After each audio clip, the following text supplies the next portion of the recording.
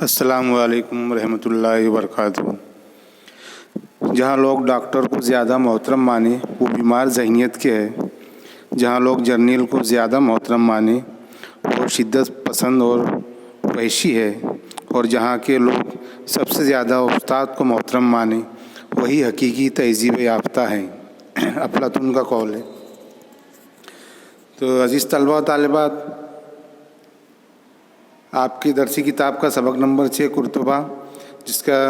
مطالعہ شروع ہے۔ ہم نے اس سے پہلے کی ویڈیو میں حصہ اول کا مطالعہ کیا تھا، اور آج انشاءاللہ حصہ دوم کا مطالعہ کرنے جا رہے ہیں، جس کے مصنف ہے محمد تقی عثمانی۔ تو آئیے سبق شروع کرتے ہیں۔ اس سے پہلے کی ویڈیو میں ہم نے قرطبہ شہر کے کتب خانے جو دنیا بھر میں مشہور ہے اس کے متعلق آخری پیراگراف میں پڑھا تھا کہ جہاں پر ہر گھر میں ایک کتب خانہ موجود ہے، اور کتابوں کا شوق اور ذوق رکھنے والے لوگ وہاں پر بہت پائے جاتے ہیں، اور کچھ لوگ تو محض فیشن کے طور پر اپنے گھروں میں کتابوں کی الماریاں رکھتے ہیں اور انہیں مختلف علوم و فنون کی کتابوں سے سجاتے ہیں۔ اسی سلسلے میں ایک واقعہ یہاں پر مصنف نے درج کیا ہے کہ اس سلسلے میں مقرہ نے ایک حضرمی شخص کا ایک دلچسپ واقعہ اسی کے الفاظ میں نقل کیا ہے۔ وہ کہتے ہیں کہ مجھے ایک نادر کتاب کی ضرورت تھی، میں اس کی تلاش میں قرطبہ آیا اور کتابوں کے سارے بازار چھان لیے۔ بالآخر ایک جگہ کتابوں کا نیلام ہو رہا تھا، وہاں مجھے وہ کتاب مل گئی جس کی مجھے ضرورت تھی۔ میں اسے دیکھ کر خوشی سے اچھل پڑا اور اسے حاصل کرنے کے لیے زیادہ سے زیادہ بولی لگانی شروع کر دی، لیکن جو ہی میں کوئی بولی لگاتا ایک دوسرا شخص اس سے آگے بڑھ کر بولی لگا دیتا۔ ہوتے ہوتے اس شخص نے اتنی قیمت کی بولی لگا دی کہ وہ حد سے زیادہ تھی۔ میں نے نیلام کرنے والے سے کہا کہ ذرا مجھے اس شخص سے ملاؤ جو یہ حد سے زیادہ بولی لگا رہا ہے۔ اس نے ایک شخص کی طرف اشارہ کیا جو اپنے لباس سے کوئی رئیس معلوم ہوتا تھا۔ میں نے اس سے جا کر کہا، آپ کوئی بڑے فقیہ معلوم ہوتے ہیں، اللہ تعالیٰ آپ کی عزت میں اضافہ کرے۔ اگر واقعتاً آپ کو اس کتاب کی ضرورت ہے تو میں آپ کے حق میں دستبردار ہو جاتا ہوں۔ تو مقرہ نے حضرمی شخص کا ایک دلچسپ واقعہ لکھا ہے کتابوں کے سلسلے میں کہ وہ کہتے ہیں کہ مجھے ایک نادر یعنی کہ قیمتی کتاب کی ضرورت تھی، اور وہ اس کی تلاش میں قرطبہ شہر آئے تھے، اور وہاں کتابوں کے سارے بازار انہوں نے چھان لیے۔ بالآخر ایک جگہ ان کو کتاب نیلام ہو رہی تھی، کتابوں کا نیلام ہو رہا تھا، تو وہاں پر وہ قیمتی وہ نادر کتاب ان کو مل گئی جس کی ان کو ضرورت تھی۔ پھر انہوں نے وہ اسے دیکھ کر خوشی سے اچھل پڑے اور اسے حاصل کرنے کے لیے زیادہ سے زیادہ بولی لگانی شروع کر دی۔ کتابوں کا نیلامی ہو رہی تھی، حراجی جس کو کہتے ہیں، تو وہ انہوں نے بھی بولی لگانا شروع کر دی، لیکن جیسے ہی وہ بولی لگاتے ایک دوسرا شخص ان سے زیادہ بولی لگا دیتا۔ اس طرح بولی لگاتے لگاتے اس شخص نے وہ کتاب کی یہ بہت زیادہ قیمت بڑھا دی، اور نیلام کرنے پھر انہوں نے کہا کہ بھئی وہ نیلام کرنے والے شخص سے کہا کہ وہ کون سا شخص ہے جو اس کتاب کی اتنی بولی لگا رہا ہے، ذرا مجھے اس سے ملائیے۔ تو اس شخص نے ایک شخص کی طرف اشارہ کیا جو اپنے لباس سے کوئی رئیس معلوم ہوتا تھا۔ تو مقریہ رحمۃ اللہ علیہ اس کے پاس گئے اور اس سے کہا کہ آپ بڑے فقیہ معلوم ہوتے ہیں، یعنی علم فقہ کے عالم معلوم ہوتے ہیں، اور ان سے کہتے ہیں کہ اللہ تعالیٰ آپ کو اور عزت اور آپ کی عزت میں اور اضافہ کرے، اور ان سے کہتے کہ اگر واقعتاً آپ کو یہ کتاب کی ضرورت ہے تو میں آپ کے حق میں دستبردار ہو جاتا ہوں، یعنی علیحدہ ہو جاتا ہوں، اور آپ کو کتاب لے لیں اگر واقعتاً آپ کو ضرورت ہوگی۔ تو وہ کیا جواب دیتے ہیں؟ اس شخص نے جواب دیا، میں کوئی فقیہ نہیں ہوں، بلکہ مجھے یہ بھی پتہ نہیں کہ اس کتاب میں کیا ہے، لیکن میں نے بڑی محنت سے اپنے گھر میں ایک کتب خانہ بنایا ہے جو شہر کے شرفا میں کوئی مقام پا سکے۔ ایک الماری میں تھوڑی سی جگہ خالی ہے جس میں یہ کتاب سما سکتی ہے۔ اس کتاب کی جلد بھی بہت خوبصورت ہے اور تحریر بھی بہت حسین ہے، اس لیے میں اس جگہ کو پور کرنے کے لیے یہ کتاب خریدنا چاہتا ہوں۔ اس پر میں نے اس سے کہا کہ بادام اس شخص کو مل رہا ہے جس کے منہ میں دانت نہیں۔ یعنی پھر وہ اس شخص سے پوچھتے ہیں کہ بھائی اگر تم کو واقعتاً اس کتاب کی ضرورت ہوگی تو میں یہ نیلامی میں سے ہٹ جاتا ہوں اور آپ یہ کتاب خرید لیجئے۔ تو وہ شخص جواب دیتا ہے کہ نہ ہی میں کوئی فقیہ ہوں، نہ ہی میں کوئی عالم ہوں، بلکہ مجھے تو یہ بھی پتہ نہیں کہ اس کتاب میں کیا لکھا ہے، لیکن میں نے بڑی محنت سے اپنے گھر میں ایک کتب خانہ، ایک لائبریری بنائی ہے جو شہر کے شریف لوگوں میں کچھ مقام پا سکوں، اور ایک الماری، وہ لائبریری کے اندر ایک الماری میں تھوڑی سی جگہ خالی ہے تو جس میں یہ کتاب سما سکتی ہے، اور اس کتاب کی جلد بھی بہت خوبصورت ہے اور تحریر بھی حسین ہے، اس لیے میں اس الماری کی جگہ کو پور کرنے کے لیے یہ کتاب خریدنا چاہتا ہوں۔ تو اس پر مولانا نے اس کو کہا کہ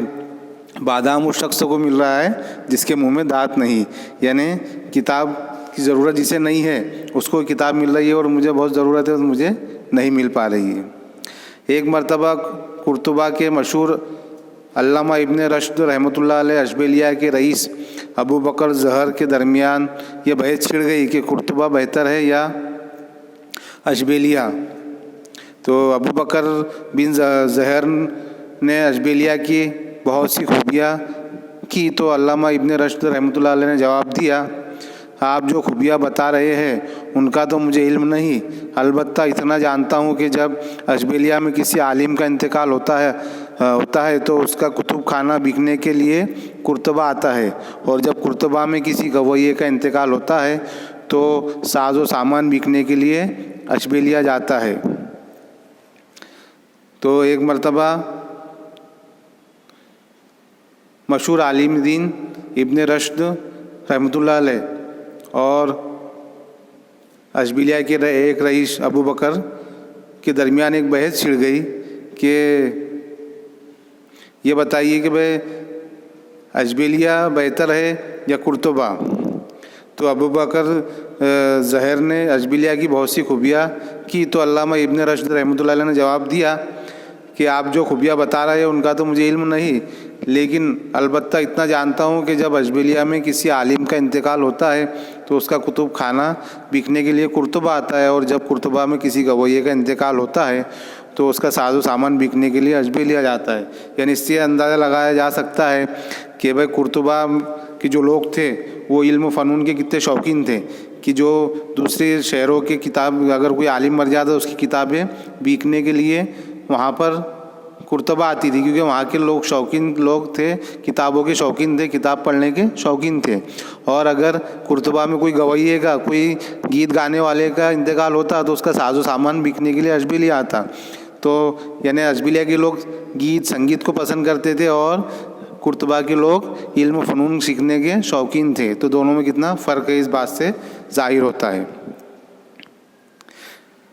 جس شہر میں کتابوں اور کتب خانوں کے ساتھ عوام کی محبت کا یہ عالم ہو، اس کی علمی اور ادبی فضا کا اندازہ کیا جا سکتا ہے۔ چنانچہ قرطبہ کی خواتین اور بچے تک اس علمی ذوق سے جس طرح سرشار تھے، اس کا حال مورخین نے بڑے شرح و بست کے ساتھ بیان کیا ہے۔ شہر بھر پر چھائے ہوئے اس علمی ذوق کا نتیجہ یہ تھا کہ قرطبہ کے لوگ اپنی شرافت و نجابت، اپنی خوش اخلاقی، خوش وضعی اور سنجیدگی میں نہایت ممتاز سمجھے جاتے تھے، اور سامان عیش کی فراوانی، مناظر قدرت کے حسن، آب و ہوا کی نشاط انگیزی اور تفریح گاہوں کی کثرت کے باوجود وہ اچھی حرکتوں اور خلاف تہذیب منکرات سے کوسوں دور تھے۔ اندلس کے ایک باشندے اہل قرطبہ کا حال بیان کرتے ہوئے لکھتے ہیں، ان کی خوبی یہ ہے کہ وہ بہترین اور صاف ستھرا لباس پہنتے ہیں، دینی احکام کی پوری پابندی کرتے ہیں، نمازیں پابندی سے پڑھتے ہیں، تمام اہل قرطبہ شہر کی جامع مسجد کی بڑی تعظیم کرتے ہیں۔ اگر کسی بھی شخص کو کہیں کوئی شراب کا کوئی برتن نظر آ جائے تو وہ اسے بلا تکلف توڑ ڈالتا ہے۔ وہ ہر طرح کے منکرات سے نفرت کرتے ہیں، اور ان کا سرمایہ فقر و نازتین چیزیں ہوتی ہے۔ ان کا سرمایہ اور فقر و ناز، تین چیزیں ہوتی ہے، ایک خاندانی شرافت، دوسرا سپاہ گیری اور تیسری علم۔ تو مصنف لکھتے ہیں کہ جس شہر میں کتابوں اور کتب خانوں کے ساتھ عوام کو اتنی محبت، ان کو عوام کو کا عالم اتنی محبت ہو اور اس کی علمی اور ادبی فضا کا اندازہ کیا جا سکتا ہے